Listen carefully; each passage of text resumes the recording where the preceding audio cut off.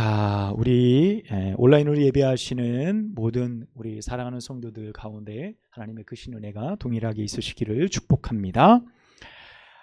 오늘 우리가 읽은 에스더 8장 1절부터 17절까지의 말씀은 이스라엘 백성들 가운데 드디어 하만의 모든 계략이 사라지고 이스라엘 모든 유다 백성들이 다시금 생명을 얻는 귀한 내용들이 담겨져 있습니다. 하만의 죽음과 함께 유다인들을 향한 죽음의 그림자가 끝나게 되죠. 그리고 에스더는 모르드게가 자기의 사촌 오랍이라는 사실을 드디어 이제 왕 아하수에로에게 밝히게 됩니다. 그래서 모든 상황이 극적으로 반전되어 죽음이 아닌 생명으로 옮겨지게 되는 상황이 일어나게 되죠.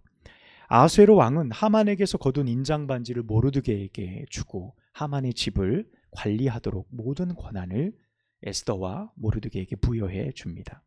이는 만 이틀이 채 지나지 않은 시간 동안 이루어진 정말 놀라운 결과가 아닐 수 없습니다. 그렇게 하만은 자신이 세운 나무 위에서 죽고 모르드게는 하만의 지위를 얻어 그 자리에 오르게 됩니다. 자, 여기까지만 보면 이스라엘 백성들이 그렇게 기다리고 또 원했던 결과가 다 이루어진 겁니다. 그러니까 하만도 죽고 또 거기에 있는 많은 사람들이 생명을 얻을 수 있는 모든 환경이 됐다라고 생각할 수 있습니다. 자, 그런데 오늘 본문 말씀은 거기에서 끝나지 않죠. 그리고 3절에서 6절에 에스더의 간청으로 오늘 본문이 다시금 이어지고 있음을 볼 수 있습니다. 에스더의 간청은 다른 게 아니었습니다. 하만이 내린 조서를 다시 거두어 달라는 요청이었습니다. 우리는 언뜻 생각할 때 하만이 죽었으니까 이제 모든 것이 끝난 것이 아닌가라는 생각을 합니다. 너무도 당연히 악의 수장이었던 하만이 죽었고 유다인들에 대한 모든 위협이 끝났다고 봐도 사실은 무방할 겁니다. 하지만 한 가지가 남아있죠. 그것은 왕의 명령으로 전국에 반포되었던 조서, 그 조서의 내용은 여전히 유효하다는 사실을 간과하는 겁니다. 왜냐하면 당시의 페르시아의 상황을 볼 때 유다인들을 모두 진멸하라는 하만의 조서가 제국 전체에 반포되어졌을 때 그 조서를 보고 기뻐했던 사람들이 있어요. 그러니까 아달월 13일만을 손꼽아 기다리던 유다인의 대적들이 있었습니다. 그러니까 오늘 본문에도 나와 있죠. 그러니까 11절 말씀에 보면 뭐라고 되어 있습니까? 각 지방의 백성 중 세력을 가지고 그들을 치려하는 자들과 그들의 처자들, 이렇게 말씀하고 있어요. 그러니까 세력을 가지고 각 지방마다 유다인들을 치려고 계획하고 있었던 사람들, 그러니까 여전히 그들을 미워했던 세력들이 남아 있었기 때문입니다.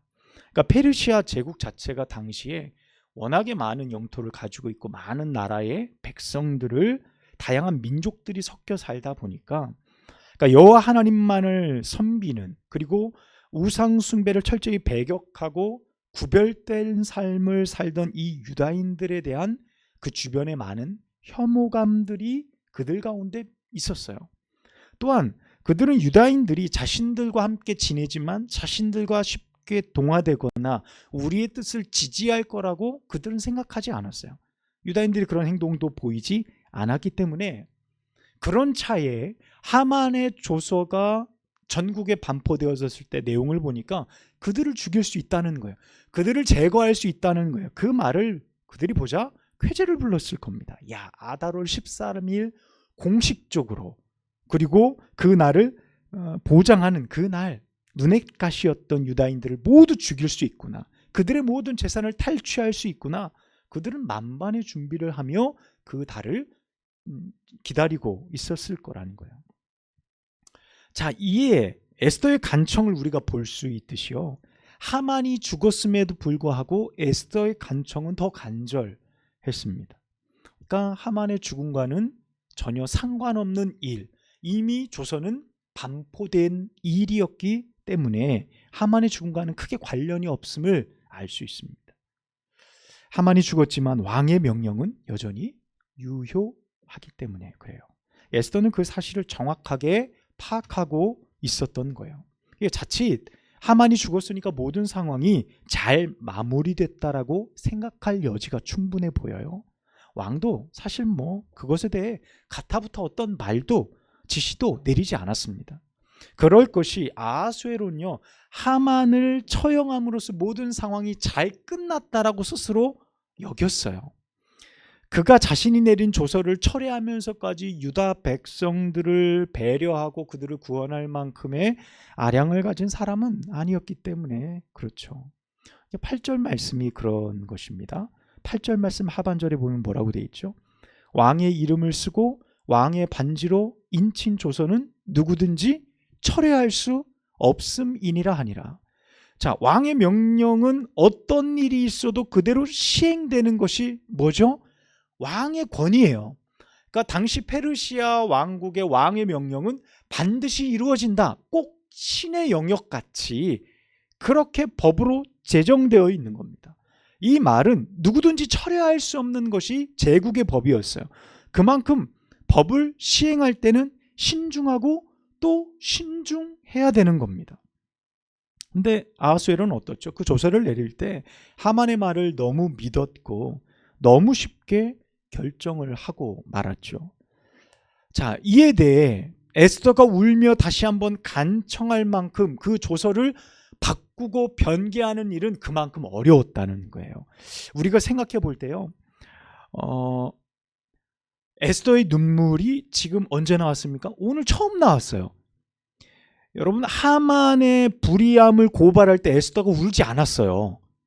우리는 그랬다고 생각하는데 본문 말씀을 보면 두 번째 잔치 자리에서 왕이 이야기를 하죠.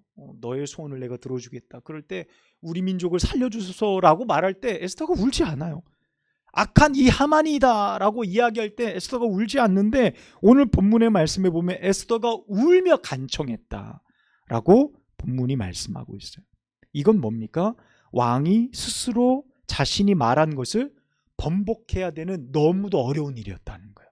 그러니까 하만을 없애는 일, 하만의 불의함을 고발하는 일, 그것에 대해서 왕의 처분을 내리는 일도 쉽지는 않았지만 에스더가 울며 간청할 만큼 조서를 바꾸는 것은 왕의 체면에 관한 것이었어요. 왕의 권위에 관한 문제였기 때문에 에스더가 울며 간청할 만큼 대단히 어려운 문제였다는 사실을 알 수 있습니다. 크게 울며 간청하는 에스더의 눈물, 그 눈물이 얼마나 강력한 호소력이 있었는지 이 아하수에로 왕이 다시 한번 금규를 내밀죠. 그리고 아하수에로 왕의 마음을 녹이게 됩니다. 그러니까 에스더의 간청은 모든 조서의 내용을 모르드게가 불러주는 대로 바꾸어서 다시금 작성할 수 있도록 허락해줘요. 그러니까 왕이 내린 명령을 자기가 번복하는 거예요. 쉽지 않지 않습니까? 이 명령은 8절 말씀처럼 바꿀 수 없다, 변개할 수 없다라고 말했는데 인장 반지를 주면서 바꾸도록 하는 거예요. 그만큼 어려운 상황을 에스더가 한 번 더 간청함으로 바꿔내게 됩니다. 그래서 11절 말씀에 보면 뭐라 그러죠? 스스로 생명을 보호하여 각 지방의 백성 중 세력을 가지고 그들을 치려하는 자들과 그들의 처자들을 죽이고 도륙하고 진멸하고 그 재산을 탈취하라. 12절에 보면 아달월 곧 12월 13일 하루 동안에 하게 하였고 이렇게 말씀하고 있습니다. 여러분, 이 아달월 12월 13일은 어떤 날입니까? 하만이 유다 민족을 멸하려고 제비 뽑아 받은 날이에요. 그 날은 이미 확정되어서 유다인들이 모두 죽을 수밖에 없는 날인데 이제 그 날이 어떻게 바뀌었습니까? 유다인들의 승리의 날이 된 거예요. 악의 세력이 멸망하는 그 악의 세계를 이길 수 있는 힘을 얻게 된 날이 되어진 거예요. 자, 우리는요, 이 8장의 말씀을 통해서 이 모든 상황이 극적으로 바뀌어가고 있는 이 모든 중심에 있는 에스더의 간청을 우리는 볼 수 있어야 돼요. 눈여겨봐야 합니다.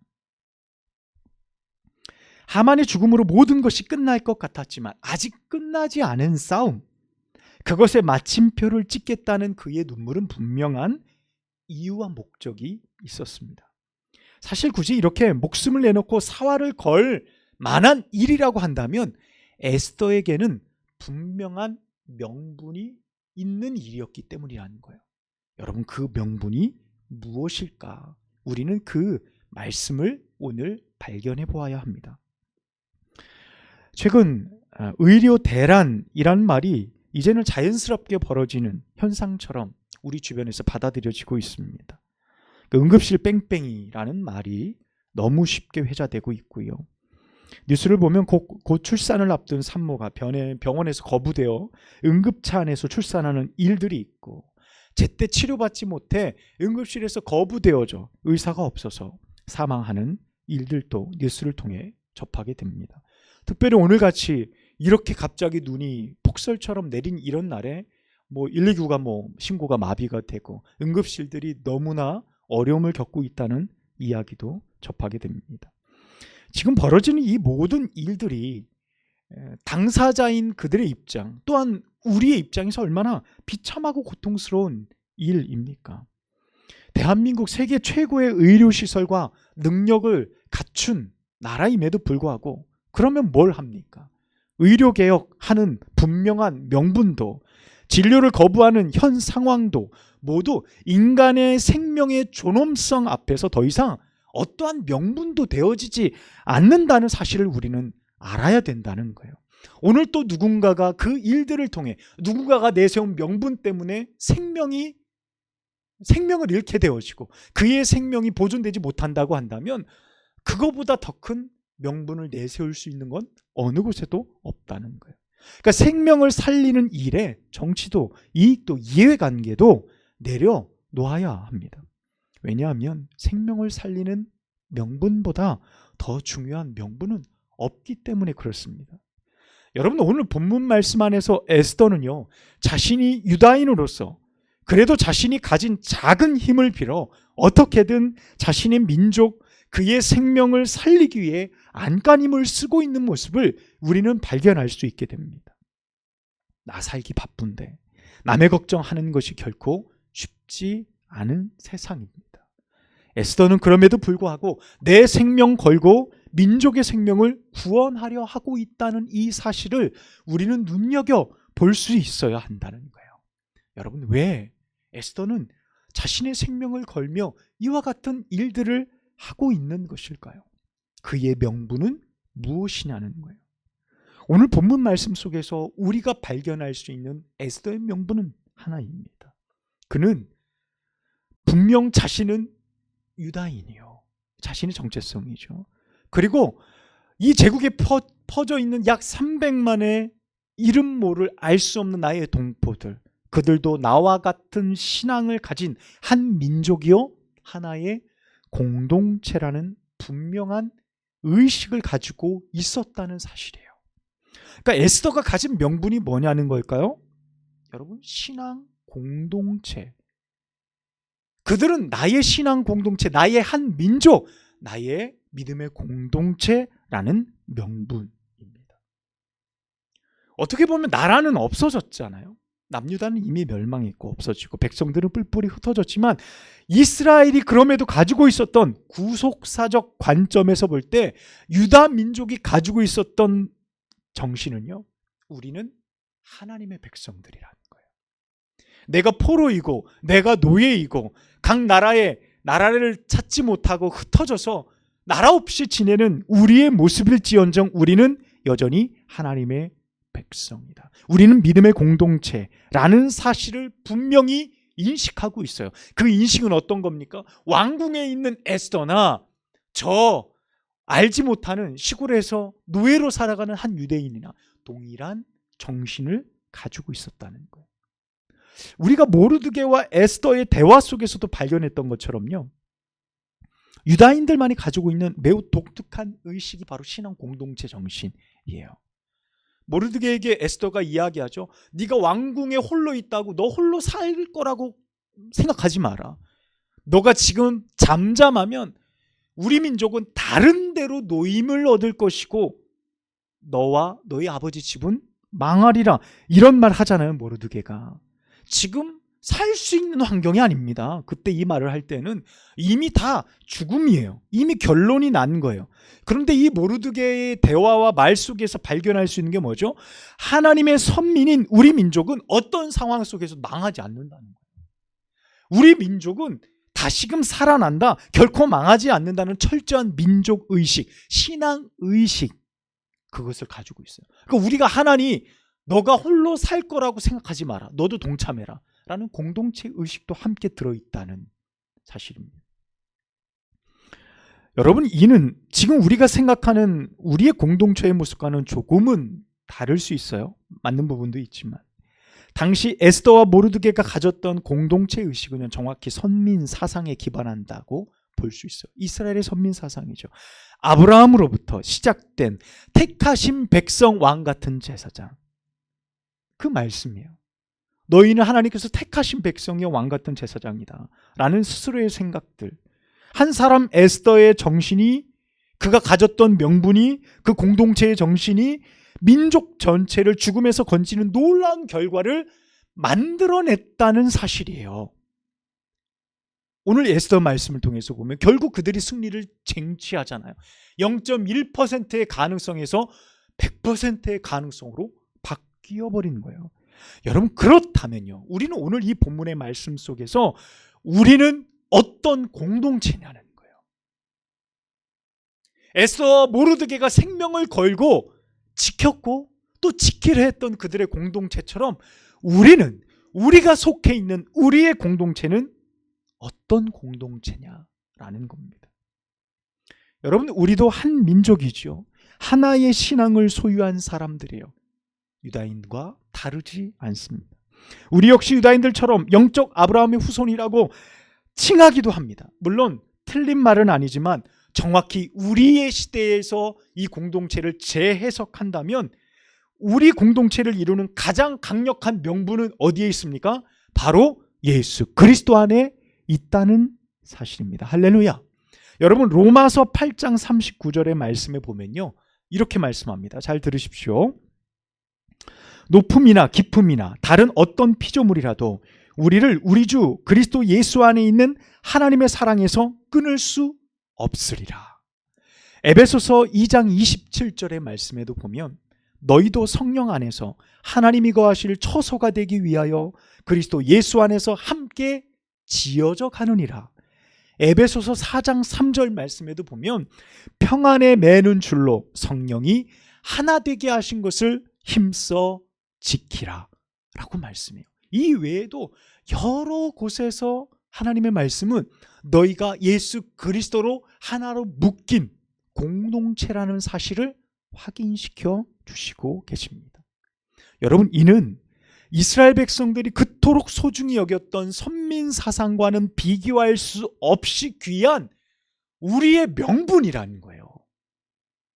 이 공동체를 이루어갈 수 있는 우리의 명분을 우리가 예수 그리스도를 통해 소유했다는 사실입니다. 이 사실을 믿으시면 아멘 하시기를 축복합니다. 에스더가 보였던 자기 희생이요, 나 혼자 살지 않겠다는 거, 민족을 향해서 뜨거운 눈물을 흘리고 기도로 호소하는 모습을 볼 때 우리는 예수 그리스도의 피값으로 세워진 교회 공동체, 한마음 교회 공동체를 어떻게 바라보고 있는지를 우리가 생각하게 되어진다. 우리는 이 공동체를 위해서 무엇하고 있습니까? 나의 교회, 나의 공동체, 이것을 위해 나는 얼마나 희생하고 얼마나 눈물을 흘리며 기도하고 있는지 오늘 본문을 통해 우리를 비춰보게 되어진다는 사실입니다. 자금의 대한민국 교회 공동체가요, 어떤 상황에 처해 있는지 우리는 너무나 잘 압니다. 여러분, 얼마든지 어떤 이유로든지 쉽게 흩어질 수 있고 또 자신이 원하면 원하는 교회에 들어가서 선택하고 그곳에서 평안히 있다가 또 문제 생기면 옮겨가는 일들이 비일비재하게 일어납니다. 교회는 그래서 무너지고 쓰러지기도 하죠. 교회 공동체에 어려움이 생겼을 때에 그것을 책임지고 함께 헤쳐나가기보다 그 상황을 벗어나 편하고 안락한 환경을 찾아 떠나는 사람들이 얼마나 많은지 알 수 없어요. 여러분, 이는 세상이 교회에 주는 어려움이 아닙니다. 세상이 교회 공동체에게 주는 어려움들이 아니에요. 도전들이 아니에요. 교회 자체에서 일어나는 그 작은 문제와 어려움과 갈등, 그것 하나 스스로 해결하지 못해 절절매고 있는 교회들. 그래서 교회가 송두리째 흔들리고 쓰러지고 있는 교회들이 무수히 많다는 사실을 우리가 부인할 수 없다는 사실입니다. 여러분, 내적 정화의 기능이 상실되어져 버린 교회, 그것을 위해 아무도 희생하려 하지 않는 교회, 여러분, 그 교회에 희망이 있겠습니까? 그 공동체에 어떤 희망이 있겠어요? 나 혼자 살겠다고, 나 혼자 평안하겠다고, 나 혼자 조금 더 안전하겠다고 교회의 어려움과 교회의 힘듦을 외면하는 사람들만 교회에 가득하다면 그것이 어떻게 하나님의 공동체가 되어줄 수 있겠냐는 것입니다. 사랑하는 여러분, 우리가 교회 공동체입니다. 예수 그리스도께서 주인 되신 교회, 우리 한마음 교회가 그런 교회라고 믿는다면 여러분, 우리에게 닥치는 고난, 우리에게 닥치는 사명, 내게 주어진 감당해야 될 많은 일들, 여러분, 우리가 감당하고 견뎌낼 수 있어야 한다는 사실입니다. 여러분, 그 어려움 속에서 서로가 서로를 위해 중보하고요, 함께 이겨내기 위해 버팀목이 되어 주어야 합니다. 나만을 위해서가 아니라 내 형제와 나의 자매와 내 옆에 있는 믿음의 성도들을 위해서 나의 자신의 희생을 필연적으로 선택할 수 있을 때 그 교회 공동체는 거룩하고 온전하게 세워질 수 있다는 사실입니다. 사랑하는 한마음교회 공동체 여러분, 오늘 에스더의 간청에 우리의 눈과 귀를 기울여야 합니다. 죽으면 죽으리라는 결단도 우리가 함께 말씀을 통해서 발견해 보았습니다. 그러나 여러분, 그 결과가 결코 거저 얻어지지 않는다는 것, 주어지지 않는다는 사실을 우리는 또 잊어서는 안 될 것입니다. 오늘 또 우리 교회에 있는 많은 문제와 어려움들, 우리가 기도해야 될 많은 문제들이 산적해 있습니다. 나의 형편과 사정이 어떻다 그래도 우리 교회 안에 기도할 사람들은 바로 우리들이에요. 누군가 외부에서 우리를 위해서 기도하는 그 기도는 우선되어지지 않아요. 내가 먼저 기도해야 돼. 내가 먼저 우리 교회 문제를 놓고 기도하고 함께 희생하고 애쓰고 나의 것을 양보할 수 있는 헌신들이 일어날 때 하나님의 교회와 공동체는 세워져 간다는 사실입니다. 예수 그리스도를 통해서 세워진 이 한마음교회 공동체를 사랑하는 우리들 되기를 축복합니다. 서로 희생하며 조금씩 양보하고요, 서로를 위해 중보하며 주님이 보시기에 아름다운 공동체로 세워가는 우리 모두가 되기를 소망합니다. 그럴 때 오늘 16절 말씀에 보니까 유다인들에게 주어졌던 놀라운 은혜가 우리 가운데도 주어질 거예요. 16절 말씀에 보면 뭐라고 되어 있죠? 영광과 즐거움과 기쁨과 존귀함이 그들에게 있었다라고 말씀하고 있습니다. 영광과 즐거움과 기쁨과 존귀함이 그 어려운 과정을 넉넉히 통과하고 최선을 다해 통과한 그들에게 주어진 이 거룩한 일들이 사랑하는 우리 한마음교회 모든 성도들에게도 동일하게 있기를 주님의 이름으로 축원합니다. 기도하겠습니다. 하나님 아버지, 귀한 예배를 통하여 우리가 하나님의 말씀을 함께 나눌 수 있고 또한 공동체를 생각하며 다시금 우리 한마음교회를 바라볼 수 있도록 은혜 주시니 감사합니다. 이 교회 주의 거룩하신 핏값으로 세운 거룩한 공동체이니 우리 하나님께서 이 교회를 붙드시고 이끌어 주시어서 하나님 어디에 있든지 늘 교회를 위하여 중보하며 기도하며 이 교회를 세워가기에 하나님 부족하지 않은 저희의 헌신과 열정이 되어줄 수 있도록 축복하여 주옵소서. 에스더의 헌신과 그의 간청과 눈물을 우리가 오늘 말씀을 통해 발견하게 됩니다. 우리도 나에게 주어진 믿음의 공동체를 위해 애쓰고 힘쓰고 간청하며 눈물 흘리며 기도할 수 있고 헌신할 수 있는 저희들이 되도록 은혜 내려 주옵소서. 우리 구주 예수님의 이름으로 간절히 기도합니다. 아멘.